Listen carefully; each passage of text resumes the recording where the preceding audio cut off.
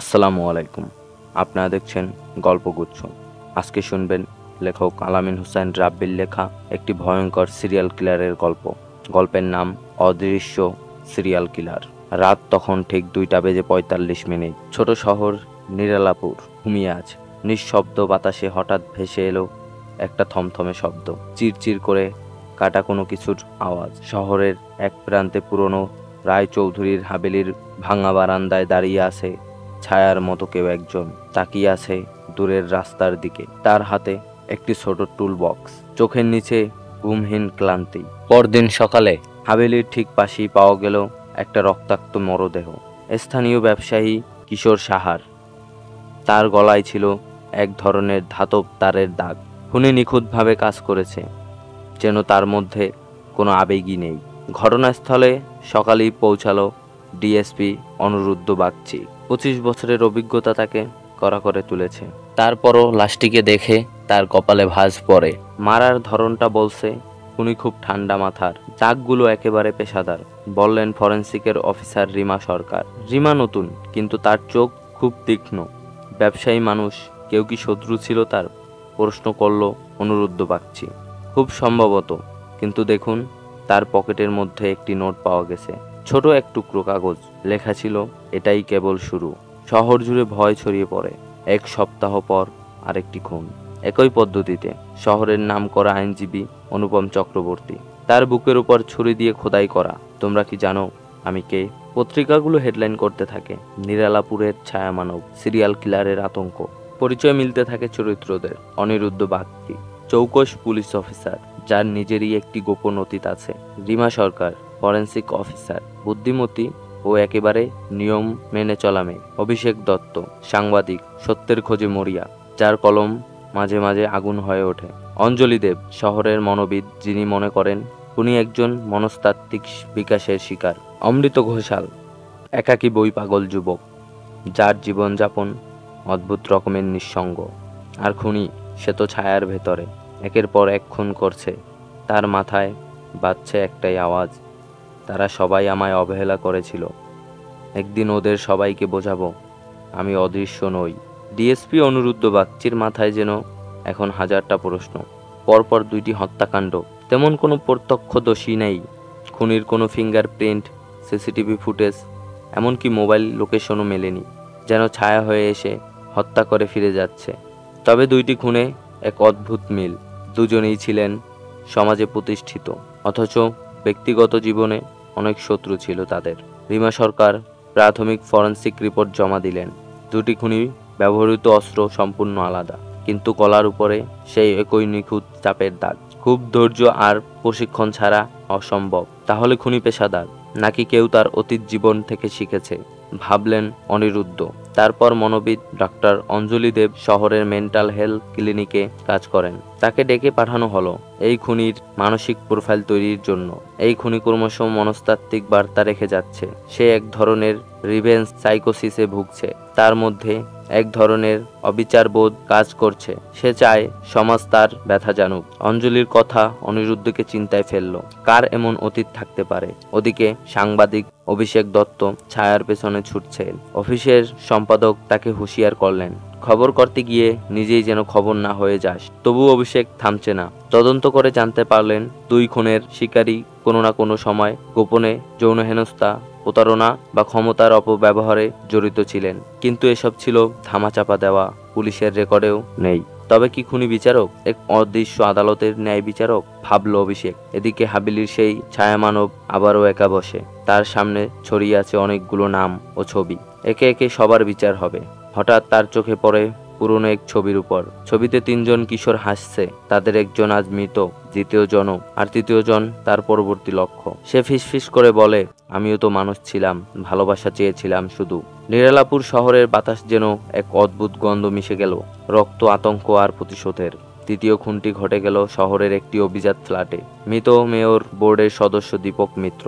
তার বুক চিরে লেখা ছিল এক লাইন, তুমি কি ভেবেছিলে কেউ জানবে না? ডিএসপি অনুরুদ্ধ বাগচি আর রিমা এবার গভীরভাবে নিশ্চিত, এটা নিছক সিরিয়াল কিলিং নয়, এটা এক এক করে বিচার করা হচ্ছে। তিনটি খুনের ভিকটিমই ছিলেন সমাজের উচ্চ পদে, অথচ অতীতে নানা অনৈতিক অপরাধে যুক্ত ছিলেন তারা। ওদিকে অমৃত ঘোষাল একজন একাকী বই পাগল, অল্প কথার মানুষ, লোকের চোখে হার্মলেস। তবে সম্প্রতি সে অদ্ভুতভাবে শহরের চারপাশে ঘুরছে, পুরনো কেস ফাইল সংগ্রহ করছে। এমনকি একদিন তাকে রিমাও লক্ষ্য করে, একটি পরিত্যক্ত লাইব্রেরির সামনে দাঁড়িয়ে থাকতে দেখে। রিমার সন্দেহ হয়, সে অনিরুদ্ধকে বলে, এই ছেলেটাকে নজরে রাখা দরকার, ওকে নজরে রাখো, কিন্তু সাবধানে। সে হয়তো খুনি না, তবে কিছু হয়তো জানে। অমৃত তখন নিজের রুমে বসে পুরনো কাগজপত্রে চোখ বোলাচ্ছে। একটি চিঠির অংশ পড়ছে সে। তোর যদি বলার কেউ না থাকে, আমি আছি, চিঠি লিখে যাস। চিঠির নিচে নাম নেই, কিন্তু অমৃতের চোখে পানি। এদিকে অভিষেক দত্ত খোঁজ পেয়েছে দীপক মিত্রের একটি গোপন ডায়েরির। তাতে লেখা, আমরা যা করেছিলাম সেটা ভুল ছিল। আমি জানতাম একদিন কেউ না কেউ ফিরে আসবে।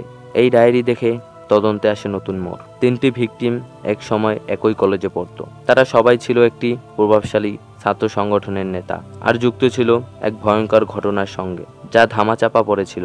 রিমা তখন চুপ করে বলে, তাহলে খুনি কি সেই ঘটনার একমাত্র ভিকটিম, বা হয়তো প্রত্যক্ষদর্শী? ওদিকে হাভেলির পুরনো কাঠের ঘরে বসে সেই অদৃশ্য মানুষটি আজও ছবি আঁকে। প্রতিটি ছবিতে রক্তে আঁকা মুখ, চিৎকার করে ক্ষমা চাচ্ছে, কিন্তু সে হাসে। ওদের মুখ আমি কোনোদিন ভুলিনি। আমাকে সবাই ফেলে গিয়েছিল, আমি ফিরেছি, কিন্তু আর একজন হয়ে। তার কণ্ঠ শোনা যায় না, কিন্তু অনুভব করা যায় চারদিকে। ভয় এখন শহরের নতুন ভাষা। বর্ষার দিন, জল জমে আছে মাঠে, আকাশটাও ঘোলাটে। একটা 6-7 বছরের ছেলে স্কুল ব্যাগ পিঠে নিয়ে হেঁটে যাচ্ছে একা। তার নাম অভি। সে একটু দুর্বল, চাপা স্বভাবের। স্কুলে ওকে চিকেন বলেও ডাকতো অনেকেই, কিন্তু তার চোখে ছিল স্বপ্ন। সে একদিন অনেক বড় চিত্রশিল্পী হবে। একদিন স্কুলে 3জন সিনিয়র তাকে ডেকে নেয় স্কুলের পর। তাকে ঘিরে ধরে, বই ছিঁড়ে ফেলে, চুল কেটে দেয়। তাদের মুখে ছিল একটি অদ্ভুত হাসি, আর অভির চোখে তখন ছিল শুধুমাত্র অপমান। একটা চোট যা শুধু শরীরের নয়, মনেও লাগে। সে বাড়ি ফিরে কাউকে কিছু বলে না, শুধু দেয়ালে আঁকে রক্তে রাঙানো মুখ। মুখগুলো চেনা। সে সেই দিনই ঠিক করেছিল, আমি একদিন ফিরবো, সবাই আমাকে মনে রাখবে। এদিকে 3টি খুন। শহরে এখন আতঙ্ক বিরাজ করছে। মিডিয়া ঝাঁপিয়ে পড়েছে, আর পুলিশের উপর চাপ বাড়াচ্ছে। ডিএসপি অনুরুদ্ধ বাগচি এবার শহরের পুরনো ছাত্র সংগঠনের ফাইলগুলো ঘাঁটতে শুরু করেন। সেখানে পান একটি গোপন রিপোর্ট। 2005 সালে স্কুল বয়েজ গ্যাং ধারা একজন ছাত্র নির্যাতিত হয়। অভিযোগ উঠলেও বন্ধ করে দেওয়া হয় তদন্ত। নামটি মুছে দেওয়া হয়। রিমা অবাক, এতটা মুছে ফেলা মানে? কেউ খুব শক্তিশালী ছিল, এবং এখন সেই ভুলের প্রতিশোধ নিচ্ছে কেউ। তারপর অভিষেক দত্ত ও রিমা এবার নজর রাখছে অমৃত ঘোষালের উপর। সে নিয়মিত পুরনো খবরের কাগজ, পুলিশ রিপোর্ট ঘাঁটছে। তার ঘরে পাওয়া গেল ডায়েরি, যেখানে আঁকা 3টি মুখ 3টি মৃত ব্যক্তির সাথে হুবহু মিলে যায়। অমৃতকে প্রশ্ন করে রিমা, এই মুখগুলো তুমি চেনো?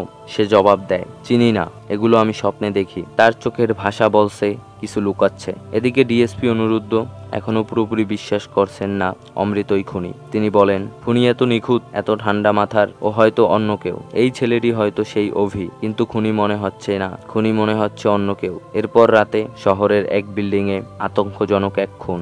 এবার শিকার সাবেক প্রিন্সিপাল মিলান বসু। তার কানে গুজে দেওয়া একটা কাগজ, যেখানে লেখা, তুমি জেনেও কিছু করনি, এই নীরবতাই তোমার অপরাধ। পুলিশ বুঝতে পারে শুধু যারা অত্যাচার করেছে তারাই না, যারা চুপ থেকেছে তারাও টার্গেট। তোমাদের ফেলে যাওয়া ছেলেটা আজও বেঁচে আছে, কিন্তু সে আর একা নয়। তার প্রতিটি আঁকা মুখ আজ ফিরে আসছে।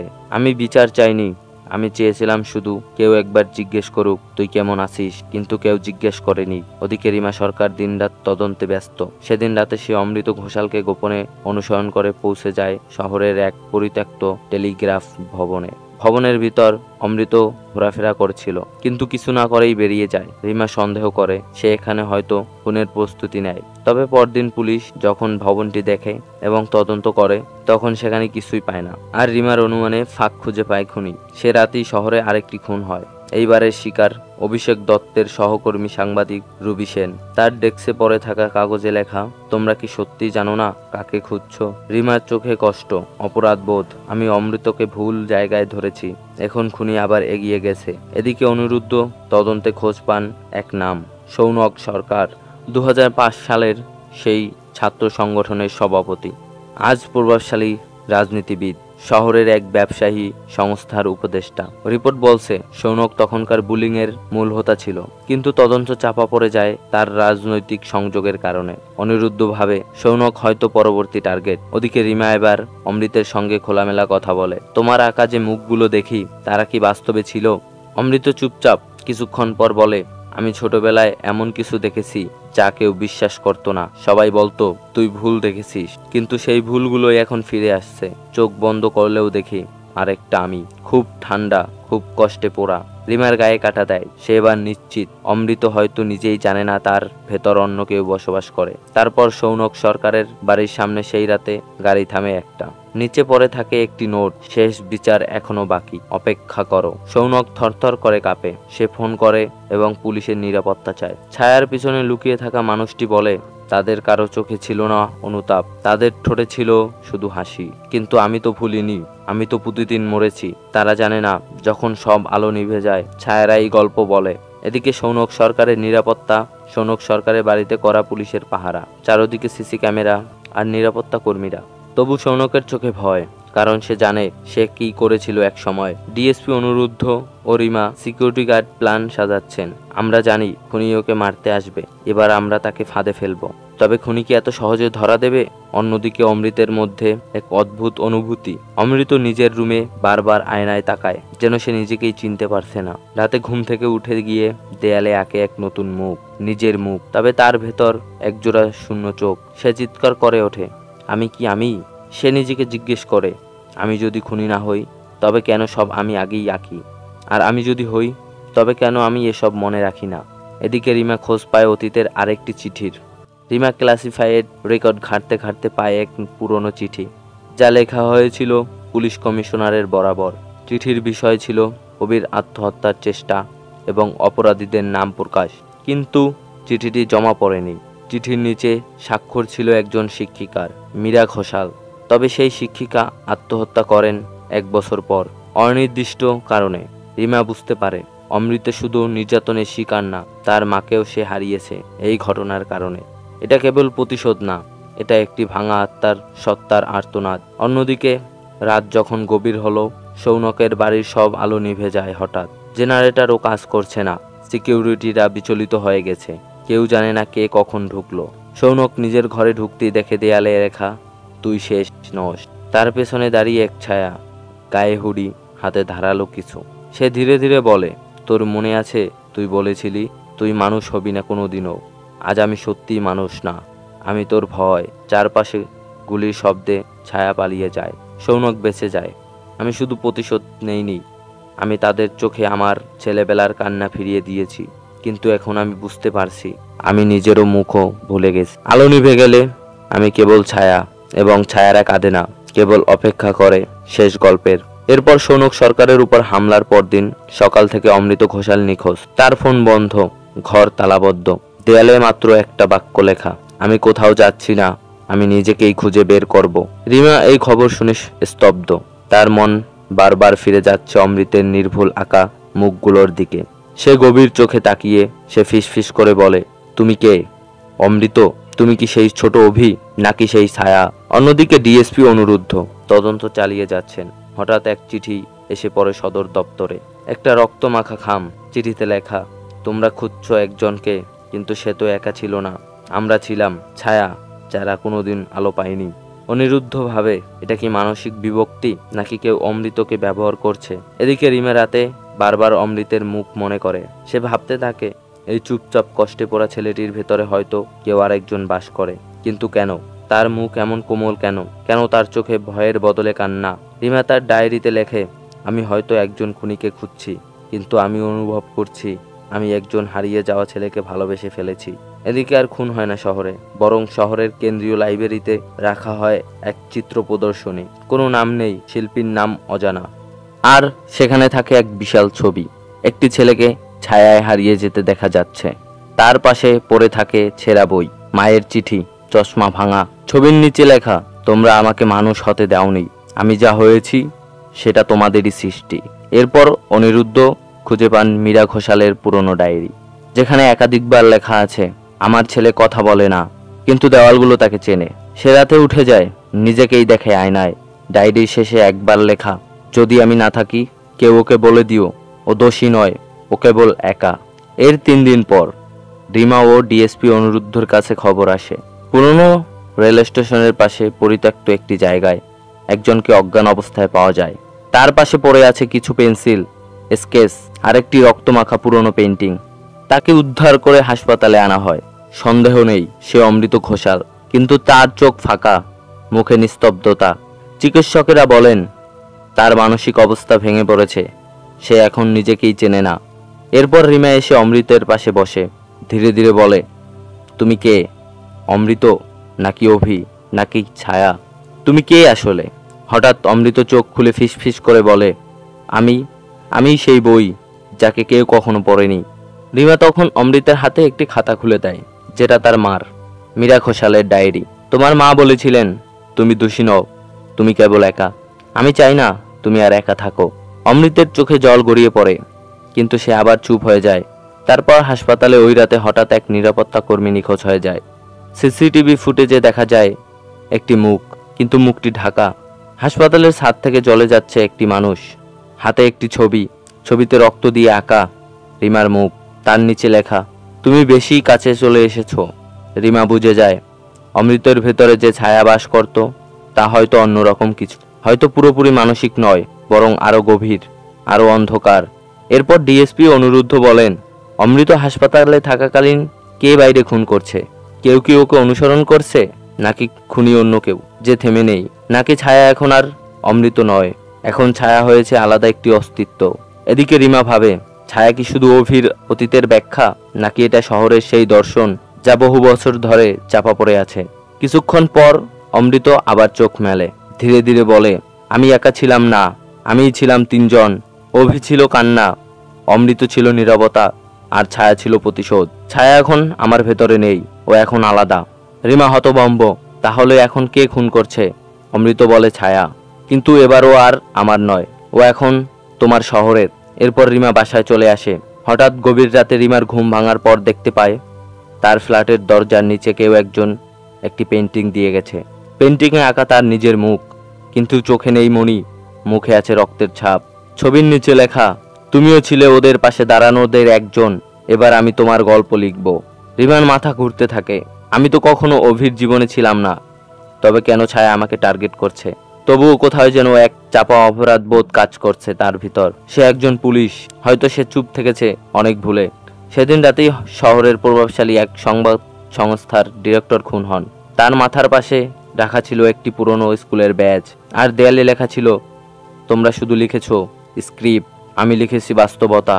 এটা দেখে অনিরুদ্ধ বলেন, এই ব্যক্তি ছিল অভির স্কুল ট্রাস্ট বোর্ডের সভাপতি। সে ইচ্ছে করেই অভির অভিযোগের চিঠি ধামাচাপা দিয়েছিল। রিমা বলে, এখন পরিষ্কার, ছায়া কেবল প্রতিশোধ নিচ্ছে না, সে একে একে সেই সমাজ কাঠামোকেই ধ্বংস করছে যা অভির ন্যায় বিচারকে মেরে ফেলেছিল। সকালে হাসপাতালে রিমা গিয়ে অমৃতের সঙ্গে দেখা করে। অমৃত শান্ত স্বরে বলে, ছায়া এখন আমার স্মৃতির বাইরের কেউ, কিন্তু ও আমার মতোই চিন্তা করে, আমার মতোই আঁকে। তোমরা ওকে খুঁজে পাবে না যদি আমার ভিতরের মানচিত্র না জানো। রিমা অবাক, তুমি কোন মানচিত্রের কথা বলছো? অমৃত এক চিত্রে আঁকে এক স্কুল বিল্ডিং, তার নিচে গোপন ঘর, পুরনো একটি রুম। ছায়া সেখানেই ফিরে যাবে, কারণ ওর জন্ম ওখানেই হয়েছিল। ও আমাকে প্রথম বলেছিল, তুই যদি চুপ থাকিস তাহলে ওরা সব সময় জিতে যাবে, আর আমি চুপ ছিলাম, তাই ও বেঁচে গেছে। এরপর রাতে রিমার ফোনে একটি ভয়েস রেকর্ডিং আসে। এক বিকৃত কণ্ঠ বলছে, তুই যখন ন্যায় বিচারক হয়ে চুপচাপ ফাইল ফেলে রাখিস, তখন তুইও দোষী। তুই জানিস না একটা ছোট্ট ছেলে কতবার মরেছিল প্রতিদিন, এবার তোর পালা। এটা শুনে রিমা ফোন করে অনিরুদ্ধকে। অনিরুদ্ধ বুঝে যায় এই খুনি শারীরিক নয়, কেবল এক আদর্শ, এক ক্ষোভ যা সমাজের ভিতর ছড়িয়ে পড়েছে। আমরা কেবল একজন খুনিকে খুঁজছি না, আমরা লড়ছি এক ছায়ার বিরুদ্ধে, যাকে জন্ম দিয়েছি আমরা নিজেরাই। তারপর রিমা আর অনিরুদ্ধ পৌঁছায় সেই পুরনো স্কুলে, sunrise high school for boys. এখন স্কুলটি বন্ধ, ধুলোময় চারদিক, ছোট ছেলেদের হাসির আওয়াজ যেন মৃত বাতাসে হাহাকার করে ফিরে আসে। অনিরুদ্ধ নিচু স্বরে বলে, এই স্কুলে অভির জীবনে সবচেয়ে ভয়ানক অধ্যায় শুরু হয়েছিল। ভিতরে ঢুকতেই তারা দেখলো ব্ল্যাকবোর্ডে লেখা একটি বাক্য, এখানেই প্রথম আমি মরেছিলাম। তারপর তারা খুঁজতে খুঁজতে সেই পুরনো রুমটি খুঁজে পায়, আর পুরনো রুমের নিচে একটি সিঁড়ি খুঁজে পায় তারা, যা আগে কেউ জানতো না। নেমে দেখা যায় এক অন্ধকার ঘর, দেয়াল জুড়ে কাঁচা রক্তের আঁকা পেইন্টিং, ছোট্ট ছেলেটির কান্না বেঁধে রাখা, হেসে থাকা শিক্ষকদের মুখ। রিমার চোখ আটকে যায় এক লেখায়, এখানেই অভিশেষ হয়েছিল, এখানেই ছায়া জন্ম নিয়েছিল। ঘরের এক কোণে পড়ে থাকে একটি চেয়ার, হাত বাঁধার দড়ি আর ছিঁড়ে যাওয়া স্কুল ইউনিফর্ম। রিমা নিঃশব্দে বলে, এটা শুধু খেলার জায়গা ছিল না, এটা ছিল টর্চার রুম। দেয়ালের একদিক ঘষে দিলে দেখা যায় একটি অদৃশ্য লেখা, ইউভি লাইটে জ্বলে ওঠে, তোমরা কখনো ভাবনি শিশুরাও রাগ করে, শিশুরা যদি প্রতিশোধ নেয় তখন সে আর শিশু থাকে না, সে ছায়া হয়ে যায়। অনিরুদ্ধভাবে এই ছায়া কেবল এক মানসিক বিকৃতি নয়, এটা আমাদের সমাজ ব্যবস্থার কুৎসিত প্রতিফলন। হঠাৎই ঘরের দরজা বন্ধ হয়ে যায়, দেয়ালে ভেসে ওঠে এক প্রজেক্টরের ভিডিও, ছোট্ট অভির ছবি। কাঁদছে সে, হাত জোর করে বলছে, আমাকে ছেড়ে দাও স্যার, আমি কাউকে বলবো না প্লিজ। তারপর ধীরে ধীরে সেই মুখেই আসে শূন্যতা আর ভয়ঙ্কর চাহনি। আর থাকে একটি শেষ বাক্য, তোমরা যখন শোনোনি তখন আমি চিৎকার করতেই শিখেছি। আর ঠিক সেই মুহূর্তেই রিমার ফোনে একটি অডিও আসে, অমৃতের কণ্ঠ। ও ফাঁদ পেতেছে, বের হতে হলে বিশ্বাস করতে হবে আমাকে। দেয়ালের ডান কোণে একটা ফাঁকা ইট, ওখানে চাপ দাও। রিমা তা করতেই একটি গোপন দরজা খুলে যায়, তারা বেরিয়ে আসে। দম বন্ধ হয়ে আসা সত্ত্বেও চোখে জল। রিমা ফিসফিস করে বলে, আমরা সবাই এই ঘটনার জন্য দায়ী। এরপর স্কুলের বাইরে বেরিয়ে রিমা দাঁড়িয়ে থাকে কিছুক্ষণ। হঠাৎ পিছন থেকে এক কণ্ঠস্বর ভেসে এলো, তোমরা আলো খুঁজছো, কিন্তু আমি তো আলোতেই মরে গেছি। পেছনে ঘুরে দেখে কেউ নেই, শুধু পড়ে আছে একটা পুরনো ভাঙা রং পেন্সিল। তারপর তারা ওখান থেকে চলে আসে। পরের দিন সকাল 8টা বাজে। শহরের সব নিউজ চ্যানেলের স্ক্রিনে ভেসে ওঠে একটি ভিডিও ক্লিপ, একজন লোক গলায় দড়ি দিয়ে ঝুলছে আর নিচে লেখা, আজ থেকে শুরু হলো ছায়ার খেলা, প্রতিদিন একে একে পর্দা উঠবে, যদি থামাতে পারো বাঁচবে, না পারলে ইতিহাস শুধু মৃত্যুই মনে রাখবে। আরও লেখা ছিল নিচে একটি ধাঁধা, গান শোনায়, গল্প বলে, অথচ জীবনের সবচেয়ে বড় মিথ্যুক সে। কে সে? অনিরুদ্ধ চিন্তায় পড়ে, এটা কি রেডিও না মিডিয়া? রিমা ফিসফিস করে, হয়তো ছায়া বলতে চাইছে, আমরা যারা সত্যকে ঢেকে রাখি তারাই সবচেয়ে ভয়ঙ্কর। তারপর পরদিন শহরের বিখ্যাত এক রেডিও জকি খুন হয়। তার গলায় লাল কালিতে লেখা, তুই কাঁদতে শুনেছিলি কিন্তু হেসেছিলি ক্যামেরার পিছনে। তার মুখে গুজে রাখা ছিল একটি পুরনো ক্যাসেট, যার ভেতর ছিল অভির চিৎকার রেকর্ড করা। অনিরুদ্ধ বলে, ছায়া শুধু খুন করছে না, সে মেসেজ দিচ্ছে সবার সামনে। সে চাইছে সমাজ মুখোমুখি হোক তার অন্যায়ের। এদিকে রিমা চলে যায় অমৃতের কাছে। রিমা অমৃতকে জানায় খুনের ধরন, ছবি ও সব ক্লু। অমৃত কাঁদতে কাঁদতে বলে, ও এখন আমাকেও ছাড়িয়ে গেছে, ছায়া এখন আমারই তৈরি একটা ছায়া না, ও নিজের পথ নিজেই তৈরি করেছে। আমি যখন ছবিতে কষ্ট আঁকতাম ও তাতে রক্ত যোগ করত, ও আজ যা করছে তার সূত্রপাত আমার হাতেই। রিমা বলে, তুমি নিজেই কি ওকে জন্ম দিয়েছো? অমৃত ফিসফিস করে বলে, না, আমি ওকে মুক্তি দিয়েছি। এদিকে অনিরুদ্ধ ঘোষণা দেয় মিডিয়ায় একটি প্রেস কনফারেন্স হবে শহরের থিয়েটারে, যেখানে সে ছায়ার পরিচয় ফাঁস করবে। তবে এটি ছিল একটি ফাঁদ। সেই থিয়েটারে বসানো হয় scanner, drone camera, mobile signal tracker. কিন্তু কনফারেন্স শুরু হওয়ার আগেই হল ঘরের মঞ্চে পাওয়া যায় এক রক্তাক্ত চিরকুট। তুমি চাইছো আমায় ধরতে, তুমি জানো না আমি দাঁড়িয়ে আছি তোমার ছায়ার পাশে। আর এদিকে এক ভয়াবহ বার্তা ভেসে ওঠে শহরের সব বিলবোর্ডে, আগামীকাল সেই মানুষ মরবে যে প্রতিদিন অন্ধদের চোখ বন্ধ করে রাখে। তাকে বাঁচাতে চাইলে খুঁজে বের করো সে কোথায় আলো জ্বালায়। রিমা ভাবে, এটা হয়তো শহরের অন্ধকারাচ্ছন্ন সমাজ সেবার কাউকে বোঝাতে চাইছে, যে লোক দেখানো সাহায্য করে। অমৃত তখন বলে, এই খেলার পরবর্তী লক্ষ্য তুমি হতে পারো রিমা, কারণ তুমি আলো জ্বালাতে গেছো ছায়ার ভেতরে। এরপর রাতে রিমার দরজায় টোকা পড়ে। সে দরজা খোলে, কেউ নেই, শুধু পড়ে আছে একটি আয়না। আয়নার উপর লেখা, তুমি কি তোমার ভেতরের ছায়াকে চেনো? রিমা আয়নাটিকে নিজের ঘরে এনে রাখে, আলো বন্ধ করে এক মুহূর্ত চেয়ে থাকে আয়নার দিকে। হঠাৎ তার চোখে ভেসে ওঠে এক পুরনো স্মৃতি। একদিনের স্কুল পরিদর্শনে সে গিয়েছিল শিক্ষানবিশ পুলিশ হিসেবে। একটি ক্ষতবিক্ষত ছেলে তাকে চোখ ভরা ভয় নিয়ে বলেছিল, আপা আমি ভয় পাই, ওরা আমাকে নিয়ে যায়। তখন একজন শিক্ষক হেসে বলেছিল, বাচ্চারা আজকাল গল্প বানায়, খুব ভাববেন না এসব নিয়ে কিছু। রিমা চুপ করে চলে গিয়েছিল, কিছু না বলেই। এখন আয়নায় সে দেখে সেই ছেলেটি ছিল অভি। তার বুকের ভেতরটা যেন থমকে যায়। সে ফিসফিস করে বলে, আমি তো কিছু জানতাম না, কিন্তু আমি চুপ ছিলাম। আয়নার নিচে লেখা ছিল একটি বাক্য, তুমি কি জানো নীরবতাও একটা অপরাধ? এক ভয়ঙ্কর বার্তা আসে রিমার মোবাইলে, এক ছোট ছেলের কণ্ঠ, তুমি শুনেছিলে আমার কান্না, তাও তুমি চলে গিয়েছিলে। তুমি কি তাহলে নির্দোষ, না একজন দর্শক যে খুনির মতোই দায়ী। রিমার হাত কাঁপে, চোখে জল। এদিকে অনুরুদ্ধ তার অফিসে একটি গোপন রিপোর্ট খুঁজে পায়। অভির ঘটনা সম্পর্কিত একটি অভ্যন্তরীণ চিঠি, যেটি ফাইল করা হয়েছিল কিন্তু প্রমাণের অভাবে বন্ধ হয়ে গিয়েছিল। চিঠিতে রিমার সই। অনিরুদ্ধ প্রথমে হতভম্ব, তবে এরপর সে ভাবে রিমা তখনও শিক্ষানবিশ, হয়তো ক্ষমতা ছিল না কিছু করার। আর ছায়া তো ক্ষমতার কথা বলছে না, সে চায় সম্মুখীন হওয়া। এদিকে রিমাকে ফোন দেয় অমৃত। রিমাকে বলে ছায়া এখন সত্য বলিয়ে নিতে চায়। ও যে সময় বেঁচে ছিল তখন কেউ সত্য বলেনি, এখনো সব মুখ খোলাতে চায়। তোমাকেও ছাড়বে না যদি তুমি নিজের মুখ না খোলো, সত্য কথা না বলো, নিজের ভুলের কথা স্বীকার না করো। রিমা বলে তাহলে আমায় ওর সামনে যেতে হবে। অমৃত চুপ করে থাকে, তারপর বলে ও তো সবসময় তোমারই সামনে ছিল, শুধু তুমিই দেখোনি। এদিকে রাতের শহরের কেন্দ্রে একটি স্ক্রিনে ভিডিও চলে, রিমার সেই পুরনো স্কুল পরিদর্শনের দিনের সিসিটিভি ফুটেজ। সবাই দেখে সেই ছোট্ট অভি তাকে কিছু বলতে চেয়েছিল, আর রিমা মুখ ঘুরিয়ে চলে গিয়েছিল। ভিডিওর নিচে লেখা, আজ রিমা সরকার মুখোমুখি হবে তার নিজের ছায়ার। এরপর রিমা আয়নার সামনে বসে বলে, হ্যাঁ আমি দোষী, আমি কিছু শুনেও অস্বীকার করেছিলাম, আমি চুপ থেকেছিলাম, তবে আজ আমি সত্য বলছি। আয়নায় নিজেকেই দেখে সে, কিন্তু তার চোখে ছায়ার চাহনি। একটি কণ্ঠ বলে, এটাই তো আমি চাই, তুমি যেন জানো তুমি আর আমি আলাদা কিছু না। এরপর রিমা স্বীকার করে সে ভুল করেছে। এর কিছুক্ষণ পর রিমার ফোনে আসে একটি অডিও, এক পরিচিত কণ্ঠ, স্পষ্ট, শীতল ও বিষণ্ণ। তুমি সত্য বলেছ, এখন সময় হয়েছে চোখে চোখ রাখার। এসো। যেখানে গল্পটা শেষ হয়েছিল ঠিক সেখানেই, সানরাইজ স্কুলের থিয়েটারে। রিমা সিদ্ধান্ত নেয় পালাবে না, সে যাবে ওখানে। পুরনো থিয়েটার হল, মঞ্চের মাঝখানে একটি চেয়ার, তার উপর বসে একজন, কালো হুডি গায়ে, মুখ অন্ধকারে ঢাকা। রিমা ধীরে ধীরে তার কাছে যায়। একটা ক্ষীণ কণ্ঠ ভেসে আসে, তুমি চেয়েছিলে আলো, কিন্তু আমি তো সেই অন্ধকার যাকে তোমরা উপেক্ষা করেছ বছরের পর বছর। রিমা বলে, তুমি অভি না? ছায়া মাথা নাড়ে, আমি অভি ছিলাম এক সময়, এখন আমি ছায়া। আমি অভির সব কান্না, অপমান এবং শেষ আর্তনাদ। ছায়া ধীরে ধীরে তার মুখ থেকে হুডি সরায়, একটি শান্ত অবাক করা মুখ, চোখে অবর্ণনীয় গভীরতা। আমি অভি, বড় হয়ে গেছি, তবেও কষ্ট ও ভয় ও নীরবতা এখনো ভেতরে জ্যান্ত। তোমরা সবাই আমাকে মেরে ফেলেছিলে, আজ আমি সেই মৃত্যু দিয়েই কথা বলছি। রিমা কাপা কণ্ঠে বলে, আমি জানতাম না, আমি ভুল করেছি, কিন্তু এখন আমি বুঝেছি। ছায়া ফিসফিস করে বলে, কিন্তু বোঝা আর মাপ চাওয়া এক নয়, তবে তুমিই প্রথম যে সামনে এসে দাঁড়ালে।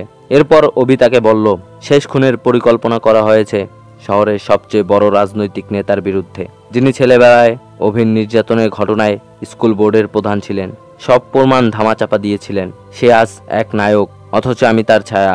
তাকে যদি এখন আমি খুন করি সবাই জানবে, কিন্তু আমি কি তখন তোমাদের মতোই হব না? রিমা বলে, তুমি যদি তাকে মারো তুমি ছায়া থাকবে, কিন্তু যদি তার মুখোশ খুলে দাও তুমি অভি হয়ে ফিরে আসবে। একজন মানুষ যে অন্যায়ের বিরুদ্ধে দাঁড়িয়েছে, হত্যা নয় সত্য দিয়ে। অভি কোনো কথা বলে না, একটানা নীরবতা। ছায়া ধীরে ধীরে উঠে দাঁড়ায়, তার চোখে জল। তুমি তো বললে, তুমিও চুপ ছিলে, তুমি চাইলে আমায় আটকাতে পারতে, তোমারও তো হাত রক্তে রাঙা। রিমা চোখ বন্ধ করে বলে, তাই আমি তোমার সামনে দাঁড়িয়েছি, দোষ স্বীকার করতে, পালাতে নয়। আমিও চাই এবার আলো হোক। তার পরদিন শহরের সব সংবাদে একটি ভিডিও ছড়িয়ে পড়ে, এক বিখ্যাত রাজনৈতিক নেতার স্বীকারোক্তি, এক গুচ্ছ প্রমাণ, এক কিশোরের কান্না, এক শহরের নীরবতা। ছায়া আর খুন করেনি, সে সত্যকে প্রকাশ করেছে। তারপর সে অদৃশ্য হয়ে যায়। কেউ জানে না অভি কোথায় গেল, শুধু রিমা জানে ছায়া এখন আর বাইরে নেই, সে আমাদের ভেতরে। যদি আমরা মুখ না খুলি সে আবার ফিরবে। টিভি চ্যানেলে, রেডিও, সোশ্যাল মিডিয়ায়, সব জায়গায় ভাইরাল অভির তৈরি করা ভিডিও। শত শত লোক জানে কিভাবে এক কিশোরকে সমাজ ভুলে গিয়েছিল। নগর পিতা যিনি একদিন মানবিকতার মুখ ছিলেন, এখন তার বিরুদ্ধে মামলা। শহর জেগে উঠেছে, তবে ভয় নয়, অপরাধ বোধে। রিমা স্বেচ্ছায় পুলিশের কাছে গিয়ে জানায় সে একদিন এক কিশোরের কষ্টকে গুরুত্ব দেয়নি। সে বলে, আমি দোষী ছিলাম নীরব থাকার জন্য, এখন আমি চাই সত্যের পাশে দাঁড়াতে। অনেকেই প্রথমে রিমাকে দোষ দেয়, কিন্তু ধীরে ধীরে মানুষ বোঝে সত্য স্বীকার করাটাই সাহস। এদিকে অনুরুদ্ধ একটি বিশেষ প্রতিবেদন তৈরি করে ছায়ার দিনলিপি নামে। সেখানে সে বিশ্লেষণ করে প্রতিটি খুন, প্রতিটি বার্তা, প্রতিটি ন্যায় অন্যায়ের পার্থক্য।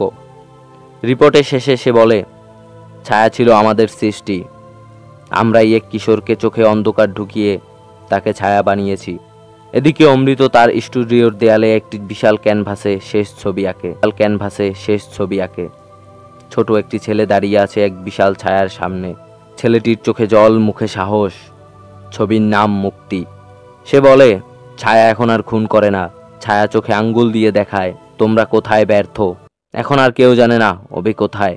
তার মোবাইল বন্ধ, কোনো খোঁজ নেই। কিছু গুজব শোনা যায় সে হয়তো অন্য শহরে চলে গেছে, হয়তো নতুন নামে বাঁচছে, হয়তো সে এখন অন্য এক ছায়া তৈরি করছে, যেখানে অন্যায়ের বিচার হয় শান্তি দিয়ে নয়, সচেতনতা দিয়ে। রিমা মাঝে মাঝে রাতে আয়নায় চেয়ে থাকে। আয়নার ওপারে সে নিজের চোখে দেখে এক পিছু টান, একটুখানি ঘোলা কষ্ট, আর একটুখানি নিঃশব্দ আলো। ছায়া মানব এখন একটা নাম নয়, একটা প্রতীক। যেখানে ভুল করলে খুন নয়, প্রশ্ন করা হয়। যেখানে সত্য লুকালে সে ছায়া হয়ে সামনে দাঁড়ায়। রিমা, অনুরুদ্ধ আর অমৃত শুরু করে একটি নতুন সংগঠন, ছায়ার মুখোমুখি, যেখানে যুবক সমাজকে শেখানো হয় সত্য মানে আলো। ধন্যবাদ সবাইকে। ভিডিওটি ভালো লাগলে অবশ্যই কমেন্টে জানাবেন আর চ্যানেলটিকে অবশ্যই সাবস্ক্রাইব করে দিবেন। দেখা হবে নতুন কোনো গল্প নিয়ে।